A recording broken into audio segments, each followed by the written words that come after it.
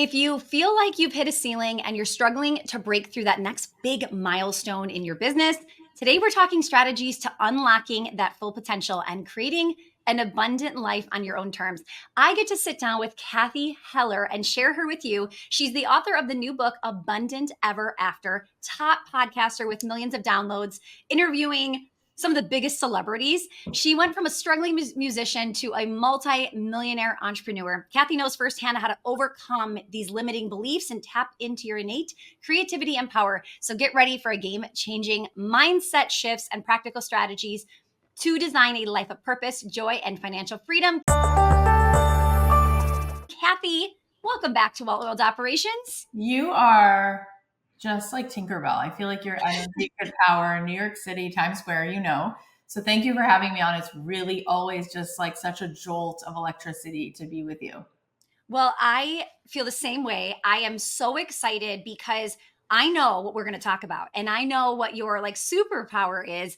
And what's funny is I met with my team yesterday and they said, "Hey, just so you know, some of our top YouTube videos all have the word mindset in it or something around mindset." And I said, "Well, good thing I'm interviewing Cathy Heller tomorrow because they're in for a treat." So Cathy, thank you for being here. I know you have your new book out. We're going to dive right into it because a lot of business owners, they come to me for strategy and then I'll give them the strategy and then it's not working.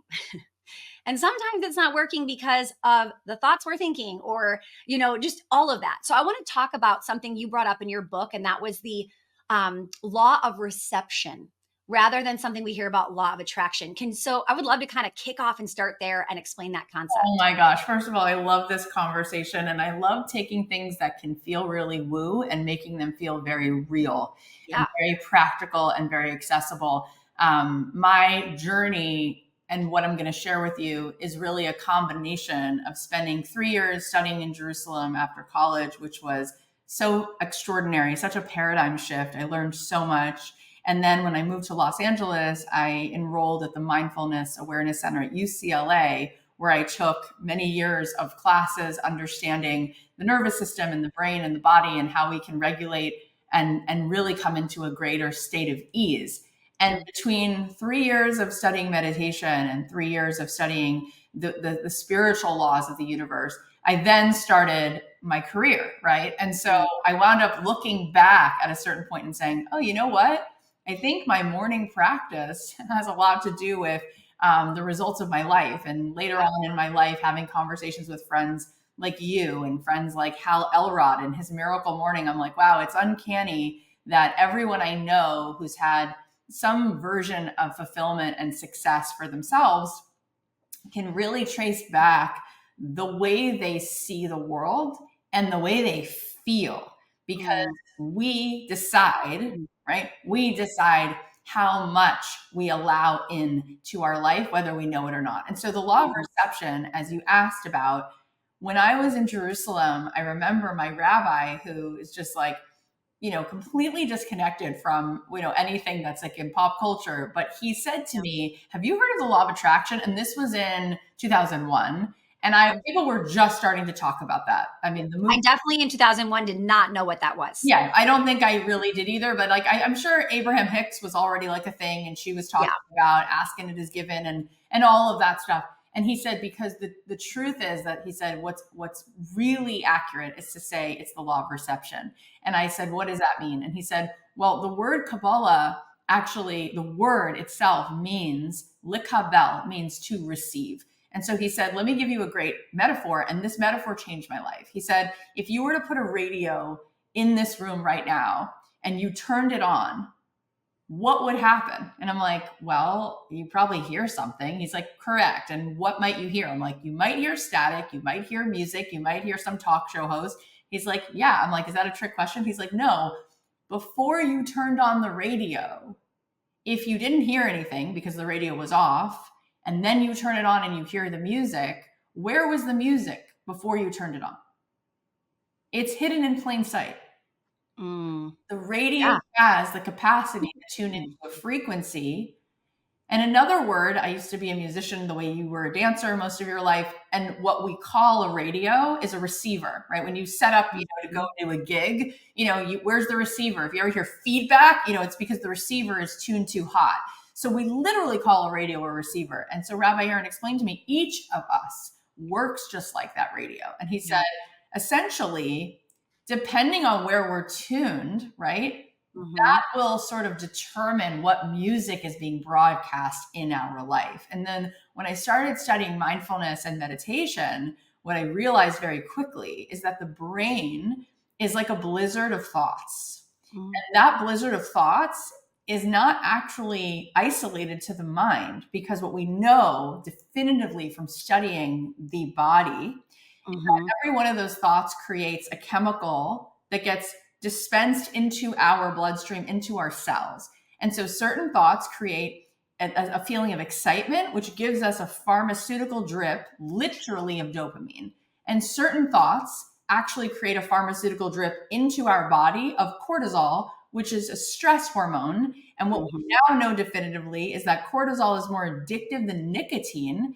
And so people literally become addicted to their bad thoughts because our physical biology gets addicted. Our cells want the self-doubt. It creates that same addiction. So when you learn to meditate, you learn that instead of being trapped in the blizzard of thoughts, which is being completely unconscious and allowing your thoughts to run wild and just give you the pharmaceutical cocktail that you might not want, you can become a witness to these thoughts. And I say to people, the same way that you select what you're going to wear for the day, you can select what you want to feel. You can select what you choose to think. And then what happens is you turned on the radio. And when that radio is on, you no longer just hear this unconscious noise in your head, which would be akin to like static on the radio, but you've tuned the radio to a place where there's a love song playing.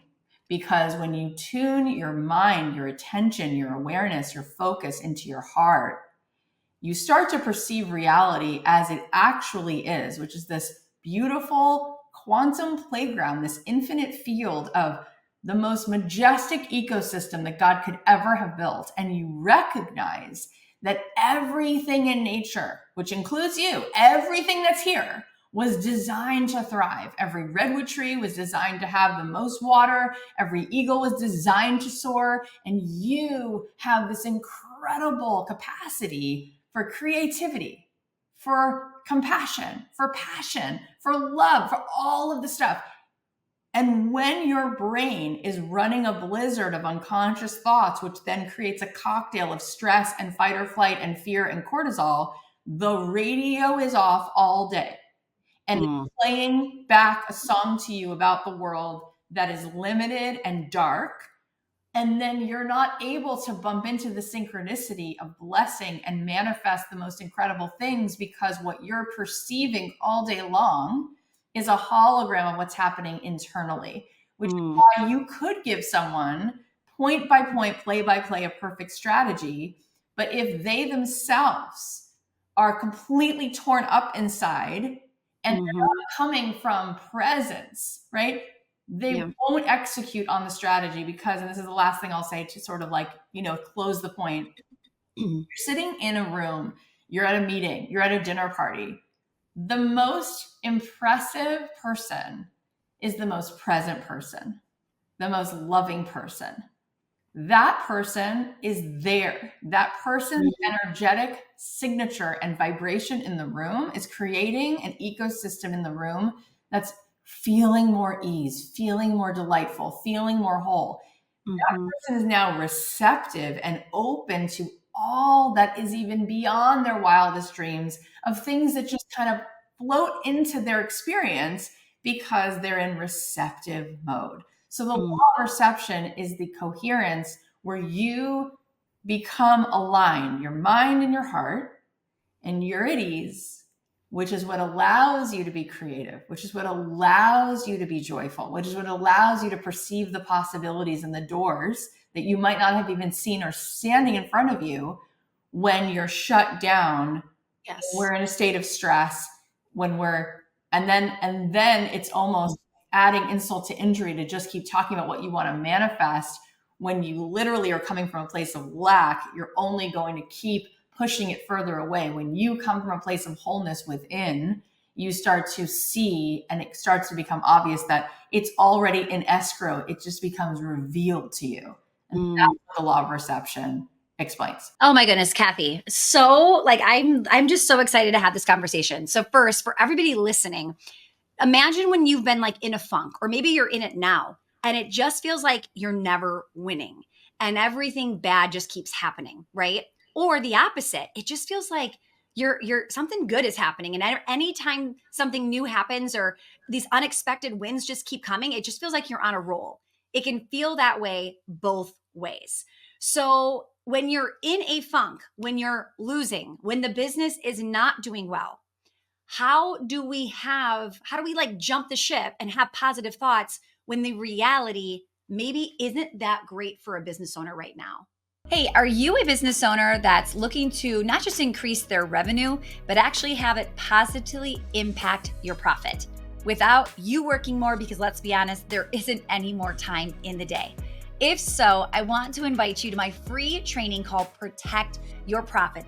I'm going to be breaking down our 3-part well-oiled operations framework. We're going to be going over the plan, the people, and the process. This training is completely free. We've already had over 100,000 small business owners join us, as this is one of our most popular trainings in Your Unlock, because we've got another one coming up very soon and it will be live. The strategy I'll share in this training is how we landed on the Inc. 5000 fastest growing companies in America list the last 2 years in a row. And I'll show you how to create a winning team of revenue generators, people that actually make you money, not cost you money, even if you don't think you can afford it. Go to welloiledclass.com and get registered for free. You'll walk away from this session with strategies you can actually implement and apply immediately, as well as I'll be gifting my 16-page hiring handbook, how to recruit, hire, and train top-tier talent. So come hang out with me and a few other 100 small business owners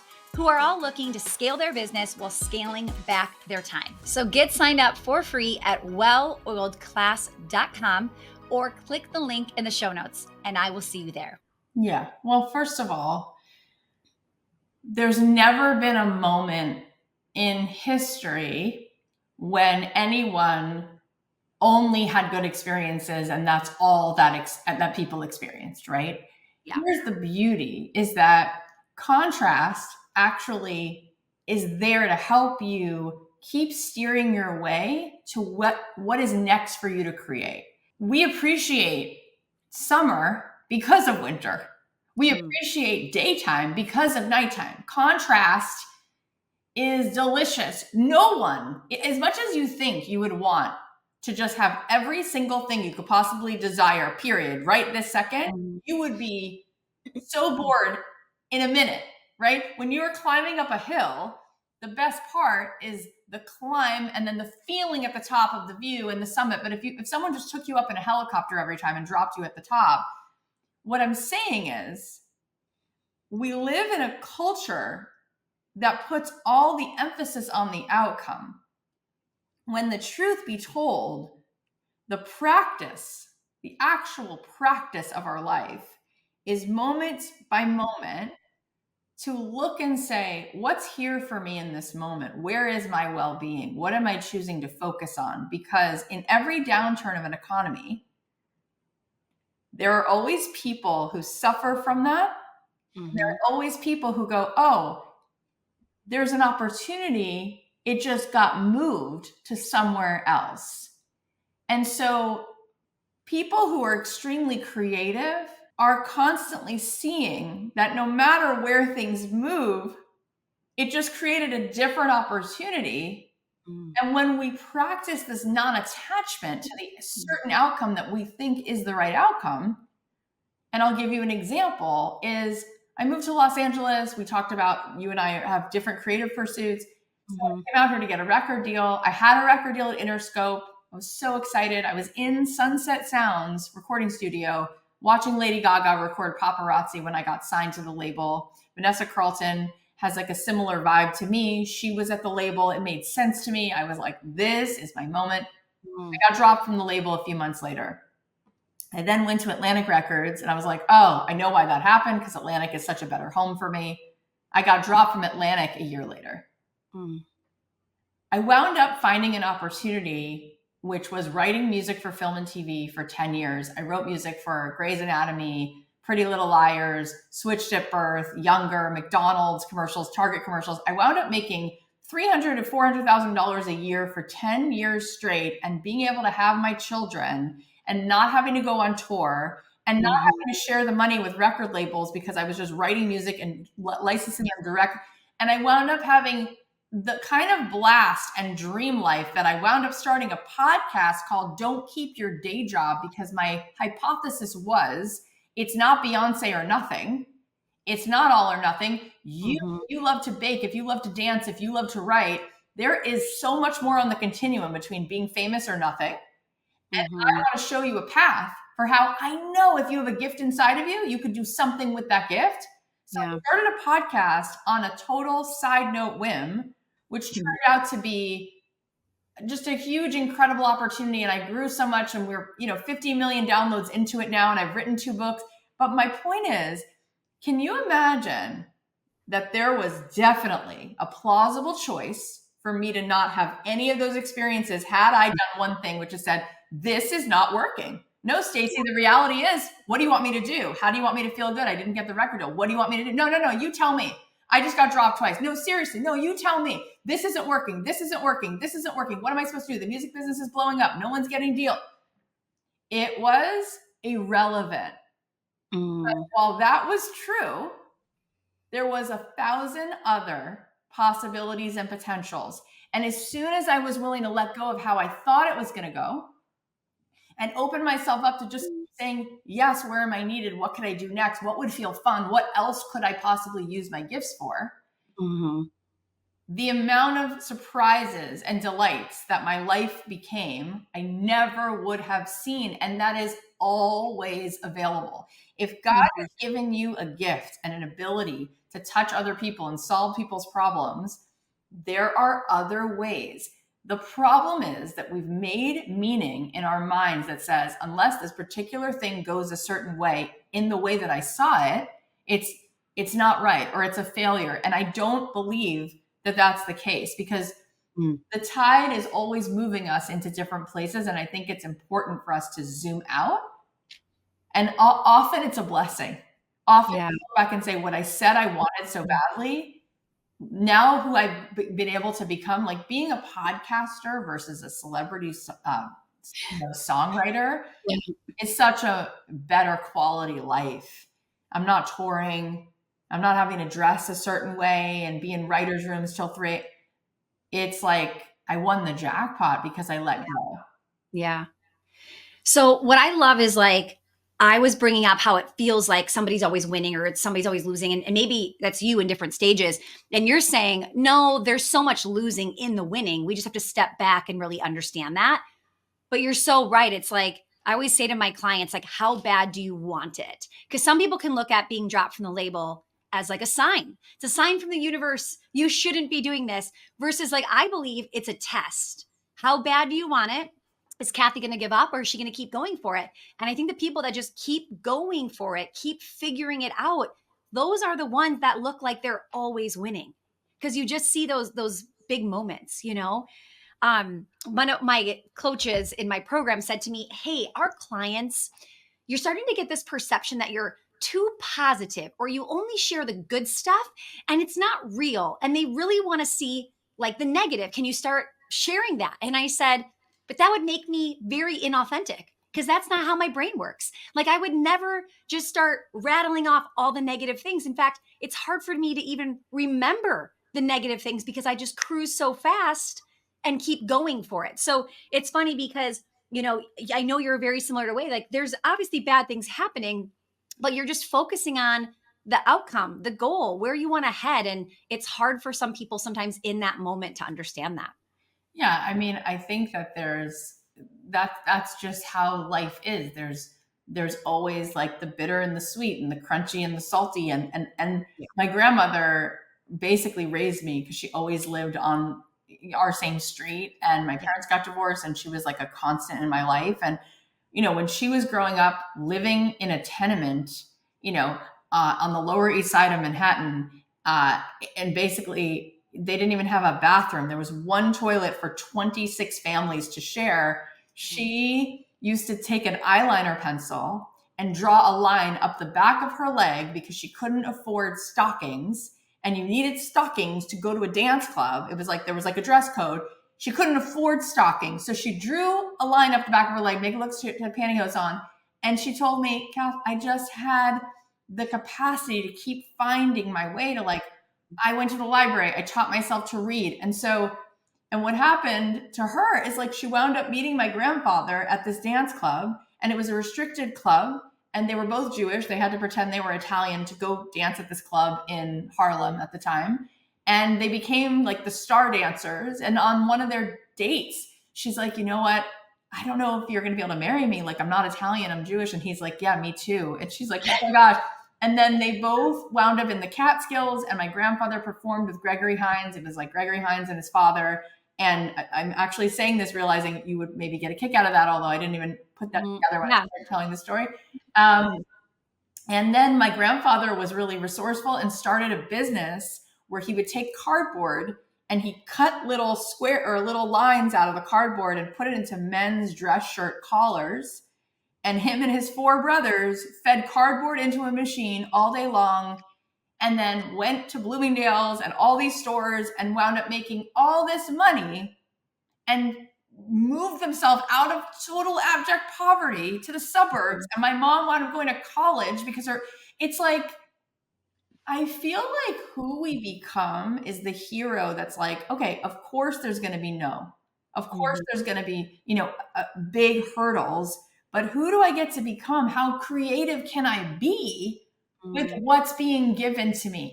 Walt Disney, so many people were taken to look at this big parcel of land in Anaheim, and they kept saying, like, it's such a waste, it's swampland. And he went up in this helicopter and started crying.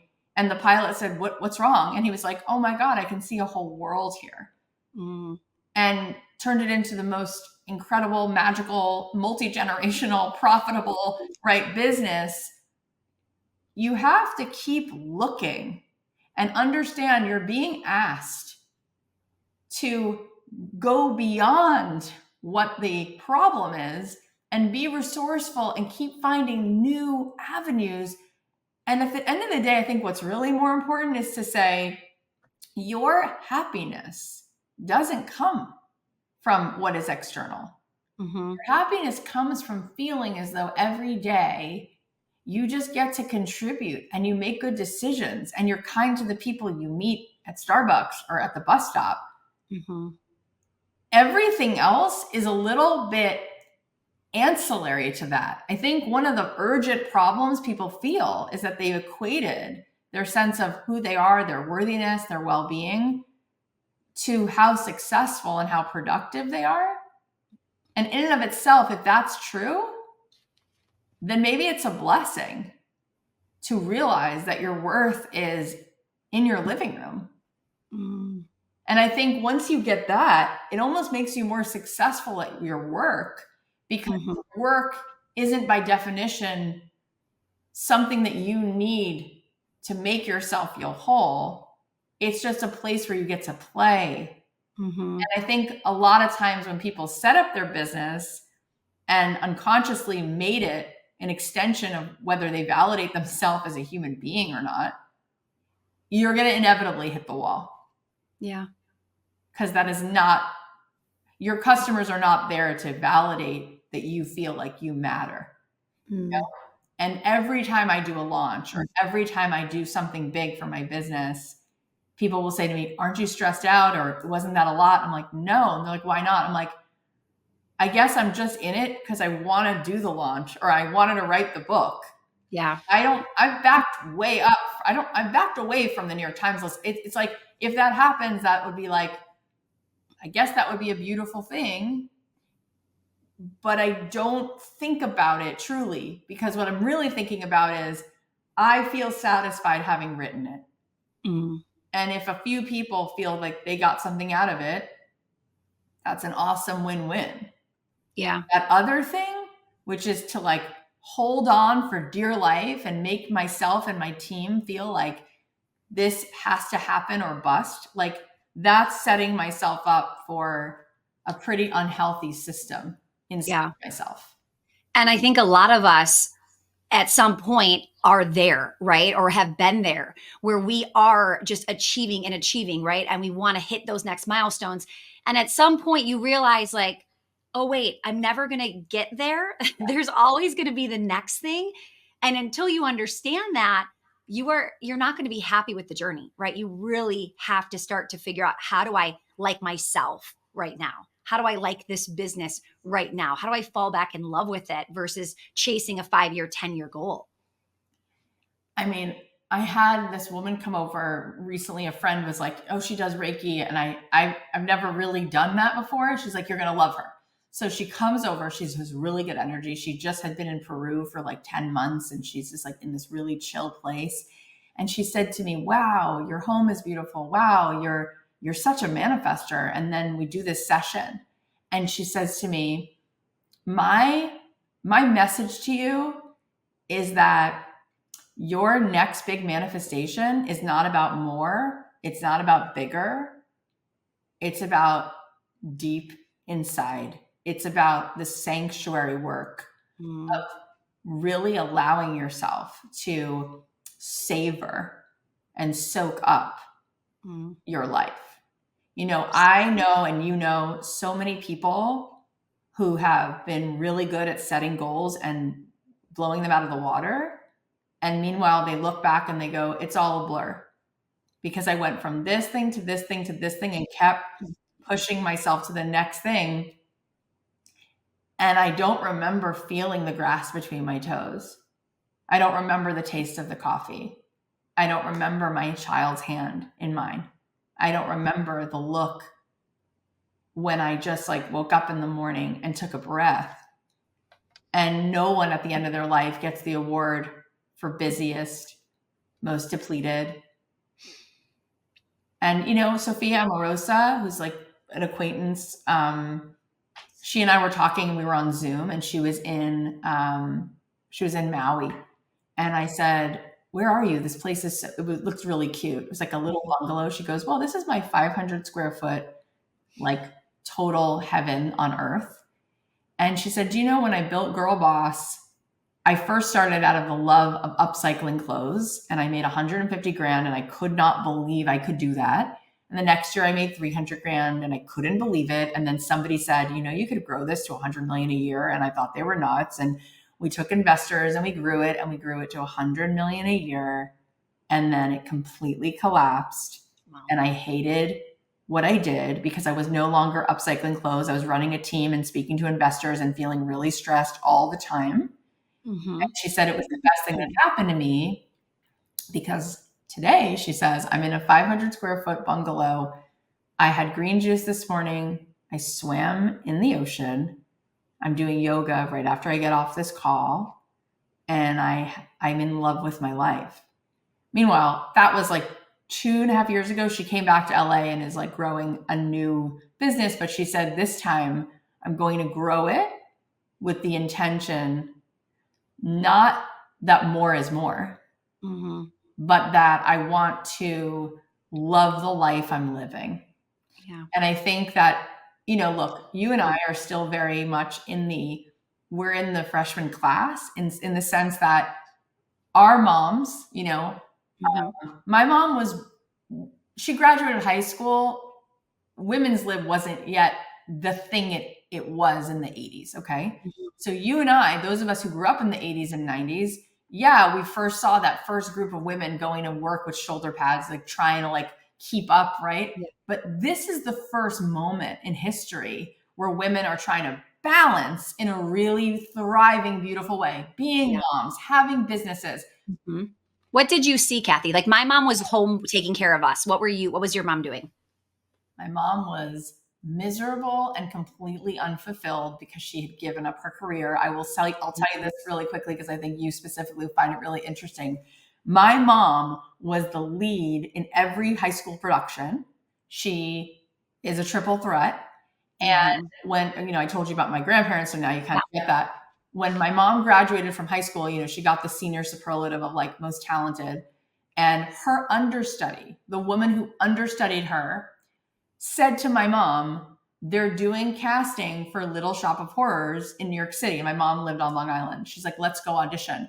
And my mom's belief, talk about mindset, Mhm. was if I want to get married and have kids, I'm not able to have a career. So I don't have the choice because it's one or the other. It was binary. It was either this or that. So her friend went to audition. She got the lead Wow. in Little Shop of Horrors on Broadway. And then they made it into a movie. And her friend, Ellen Green, is also in the movie. She plays Audrey. Wow. My whole life, Stacey, that is the story that I was told. And it was a metaphor for the entirety of her career, which she never chose because she didn't believe she had the option. So she would Yeah. play piano and cry and sing and feel very, very useless. And Mhm. the message that I got was, this is a cautionary tale. It cannot be either or. I have to be able to be a mother because I knew for sure I wanted to be. Yeah. I have 3 kids, and that's such a highlight of my whole existence. Mhm. It's like, I'm going to have a career. However, I was so hell bent on having that career. You saw In that. the early years of my kid's life, I very much hit the gas, on my career. And I did still pick them up after school at 3 o'clock. I didn't have an around the clock nanny ever, Mm. but I juggled a lot in response to Yeah. my mom. And I now feel like I'm trying to find that sort of like middle place. Yeah. Okay. So good. I'm glad I asked that. That was really interesting. So we just talked about like, don't just go big to go big and then hate your life. I want to kind of now, because I also want people to know like neither of us are small businesses. Like we're legally a small business, but we have multi-million-dollar businesses. So we are go-getters. And I want to talk about when you're goal setting or deciding what you want to create, in the next 12 months. Sometimes I'll say to somebody, what are you grossing? And they'll say, I made 500,000 this year, and next year I want to make 505,000. He keeps touching this Bloomingdale's Oh, bag. no And worries. I'm like, he's so cute, but you're making noise. Okay, go ahead. No worries. And I couldn't hear. So the person who's like making these tiny little jumps, right? 500,000, they want 505 next year. What do you want to say to them when when we're talking about thinking bigger and just going beyond what you believe you're capable of? Okay, I love this conversation. And I have 2 things to say. Okay, one thing is, I believe with every fiber of my being that business and sales and business, let's face it, the difference between a business and a hobby is revenue. Let's just get Mhm. really, put on our big girl pants and say that. So sales is not a numbers game, it's people. Mm. And I believe that your greatest strategy, although there's several that you teach and that I've learned along the way, I don't say I teach them. I feel like I share them, but I think you teach them really well. But the biggest strategy before you break down those other practical strategies, which are really, they're the cost of doing business. You do need to know those, which you teach well. The biggest strategy is identity Mm. because it's a people's game. And I think Yeah. the thing that you and I also love to do is connect to people. Mm-hmm. A lot of times people will come to me with their business and they will talk to me about their websites and they'll talk to me about their offers. And that's great. It's really great to have like that, vision. Yeah. And I'm saying, when was the last time you talked to 5 people? When was the last time you had 5 conversations about the people who need you to listen? Howard Yeah. Schultz, who is the CEO of Starbucks, I had him on my podcast. He said the person who sits next to him at a meeting at Starbucks, every meeting, is not his CFO. It's not his CMO. It's a customer. It's like Sally from Ohio. Every time. I love it. He said he was one of the only CEOs that he knows like demands that. He says, I don't want to hear what my board of director, I want to hear her. I want to ask her again. I want the same question answered 50 million times. Why'd you come? What do you need? How can I make it better? I'm not afraid to do that, Stacey. I actually feel like it's not failure, it's feedback. I want to know. It's not rejection, it's redirection. Seth Godin said to me, he's become such a mentor and a friend. It almost brings me to tears. But he said to me the first thing out the gate when he was mentoring me, he said, business is radical empathy. People will care when they know how much you do. Mm. And business is not a hobby. And so if you, let's say you are a potter because you love to do it and it's your creative passion, but you're turning it into a business, so fine, you can make art for you, do whatever you want. Mm-hmm. But the pieces that you're going to sell, you need to know what she wants. She's the one buying it, right? So that's number one. The other thing that I want to just say is I contend, having talked to thousands of women a year since I started this podcast, that women don't want to admit it out loud, but there's a lot that's holding them back from making a ton of money, and it's unconscious. And here's some of what I hear. I'll say to women, would you be willing to go onto Instagram and make a declaration that this year, 2025, you're going to be healthy AF? You're going to be the healthiest version of you. And they're like, yeah. I'm like, yeah. What would you say you're going to do? I don't know. Do Pilates. I'm going to walk every day. I'm like, would you even take people with you on the journey? Like, let's do this. I'm like, yeah. I'm like, now, would you be willing to show up on Instagram and say, this year, 2020, I'm going to be wealthy AF? And they always like pause every time. Stacey, I've never seen someone not pause. And I go, why'd you pause? And they're like, and I'm like, what's coming up? Mm-hmm. Well, I don't know. I just feel like it's kind of gross. I go, no. Here's the thing. You ready? Isn't that crazy though? That like the one it doesn't make us think anything of it. And the other one is like, oh, I could never. No, I definitely can't. Well, here's what's also in my book, a deep dive on abundance, because if I paint my house, not my neighbor's, I paint my own house and redo the porch and whatever, what happens to the value of my neighbor's house? It goes up. If I open a store on Main Street and I'm thriving, what happens to Main Street? It creates abundance for anyone else who wants to open a store. Abundance actually creates abundance. Priyanka Chopra said to me that we have such an unconscious set of issues because for thousands of years, there was no room for women, okay? So when we see a man succeeding, you see Mark Cuban and he kind of puts out a new article about like his new IPO and how much, you're like, do it. It feels so healthy. It feels sexy. You lean in. If you see a woman do it, you're like, who does she think she is? Because you've been conditioned to believe that makes her unrelatable. How dare she have it? Now she has to justify who she is and what she's going to do with it. Okay. No. Think about it again. When Reese Witherspoon sold her company, by the way, you kind of look like her. And she sold Hello Sunshine for $1 billion. She just cleared a path for other women to follow in her footsteps. Okay. Yeah.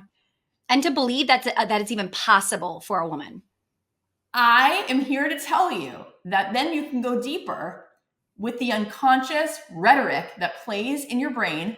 One of the things is this, Stacey. You know, my business, and boy, I'd love to have like a girl chat with you about this, like deep dive. But, you know, it took me a minute to get to $1 million. And I think I hit my first million in 2019. And then we got to 2 million, then 3 million, then 5 million. Then of course the things went like back to 3 million. And I'm like, what happened? But I'm like, I'm so grateful that like we have that kind of business. It's amazing. The point is, I remember the 4 years leading up to $1 million and I was like hovering over 750, 850, right? And I thought, what's going on here? And then I checked in with myself and I realized I started crying because a friend of mine said, what's going on here? And what came out was, I was afraid I was going to get a divorce if I made $1 million. All this stuff came up. I was like, will my husband feel emasculated? Yeah. What will happen? Will I outgrow him? Will I want somebody else? Like, I don't know why that number held so much power, but it did. Yeah. Just a made up number that really means nothing. But in your mind, it was like, this could make or break us. I went to my husband and I thought I was going to have this big confession. And I go, I have to tell you something. I think I'm worried that if I make $1 million, I'm going to outgrow you. And I'm scared, so I'm not doing it. And he said, Kath, in the way you're talking about with outgrowing me, you're talking about it like financially. He goes, you already outgrew me. You've been making more money than me for 4 years at this point. He goes, and we survived already. And I go, okay. He goes, so you're good. I give you permission. I'll be okay. I want you to succeed. And I started crying because I realized he wasn't threatened. He was really okay with it. Yeah. And it literally the next year I doubled my income. So I'm telling you that there is this unconscious web of feelings that literally will protect you. And another one of them is I'm afraid that if I'm more successful, I'll have too much more responsibility to my clients. No. Once you're more successful, you're going to ask for help. You're going to add a team member or 3 team members. So what I'm saying is there's good reason why we're not growing, because we're believing something that's a straight up lie. Now, what I will say on the other side is that's for the answer to the question. If they're at 500, they want to go to 505 or 550 or a million. Yeah. If it's the other question, which is how do I go from 0 to 100,000? That's about we need to validate and get proof of concept that we don't yet have. But when you ask me about hitting the ceiling and scaling, I am telling you, check in. You've already done the hardest part. You've validated what is keeping you from scaling. And the first thing I said is people. I want you to know your people. I want you to go back and pull your people again. What do they need? What might need to shift? Because the offer might have shifted. Like you and I have come to find out, people are pretty exhausted from online courses. And so we have to like add value to them, or we have to make in-person experience, like talk to your people. Don't just keep you don't want to be the guest at the dinner party that keeps telling the story and nobody's actually interested. They're not reading the room. Yeah. Read the room. And then secondly, look inside and say, what is actually subconsciously holding me back that I could set down? Yeah. Oh. Okay. And when you said people, I love that you went that the client route. I was even thinking like, who do I need to be and who do I need? What is my vision so that I can get to my people, my team members, and get them on board, right? There's like a whole nother path of you're the head, you're leading, you're the visionary. So if you're not in a right mind space, right? How are we going to get them on board, right? So there's just so many avenues we could go there. And I could do like a 5-hour masterclass with you. This is so good. Cathy, where can we find your book? Obviously, you've given them like this much, and this book is just so massive. There's so many amazing concepts. Where can we find it? How else can we find you? Fill us in. First of all, you're a great interviewer. Thank you. It's so much fun. And I love the quality of the questions, but your passion is unrelenting. No matter what you do, Stacey, you bring 100% of your passion, which is such a gift to the world. It is so cool to see people who are so lit up. This book is available everywhere you can get a book, Barnes & Noble, Amazon, Target, all that stuff. And when you get it, there's all these goodies. So if you go get it, you go to cathyheller.com/book. It will take you to all those sites, but also it'll let you put in, obviously, your email, and we can send you goodies and bonuses for having bought it. Amazing. So Cathy Heller, Cathy's with a C, you guys. So make sure you spell that right. And not if you go get it, when you go get it, make sure you do that. Cathy, you have added so much value. I'm already thinking to myself, where am I holding myself back? What subconscious things are going on that I don't even realize or recognize? So thank you, friend, for being here. I hope all of you listening already are feeling an up level, an opportunity to just make this next year bigger and better than ever. So thanks for being here. Please like, subscribe, rate, review, share the show. It means the world to us. My name is Stacey Tuschel, your guide to streamlining and scaling your business. We'll see you in the next video.